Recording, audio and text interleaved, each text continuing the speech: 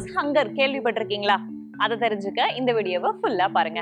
நமக்கு பசி அப்படின்றது உடல் சார்ந்தது மட்டும் இல்லைங்க, சில டைம் மனம் சார்ந்ததாகவும் வரும். அதுதான் ஃபால்ஸ் ஹங்கர் அப்படின்னு சொல்றாங்க. நான் எவ்வளவுதான் டயட் ஃபாலோ பண்ணணும் அப்படின்னு நினைக்கிறேங்க, ஆனா என்னால முடியலங்க. வயிறு முட்டை முட்டை சாப்பிடக்கூடாதுன்னு நினைக்கிறேங்க, ஆனா முடியலங்க அப்படின்னு சொல்றீங்களா? அப்ப உங்களுக்கு வர்றது ஃபால்ஸ் ஹங்கர் தாங்க. இதுக்கு சில காரணங்களும் சொல்லப்படுது.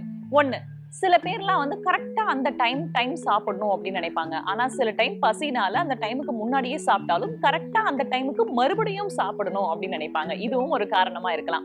ரெண்டாவது, அந்த பரிமாறும் விதம். இந்த கல்யாண பந்தியில எல்லாம் பார்த்திருக்கீங்களா? கலர் கலரா விதவிதமா வைக்கும் போது நம்மள அறியாமலேயே நிறைய சாப்பிடுறதுக்கான வாய்ப்புகள் இருக்கு. மூன்றாவது, மனம்.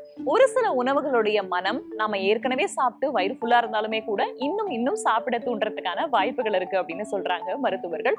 கார்போஹைட்ரேட் உணவை அதிகமா எடுத்துக்கும் போது நமக்கு ரத்தத்துல இருக்கக்கூடிய சர்க்கரை அளவு அதிகரிச்சு நமக்கு 2 மணி நேரத்துக்கு அப்புறம் மறுபடியும் பசி எடுப்பதற்கான வாய்ப்புகள் இருக்கு. இது மட்டும் இல்லாம தூக்கமின்மை, மன அழுத்தம், ஹார்மோன் பிரச்சனைகளும் ஒரு காரணமாக இருக்கலாம் அப்படின்னு சொல்றாங்க மருத்துவர்கள்.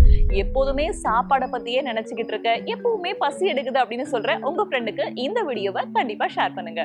இது ஹெல்தி டாக்ஸ் வித் வேதா. அறிவோம் ஆரோக்கியம்.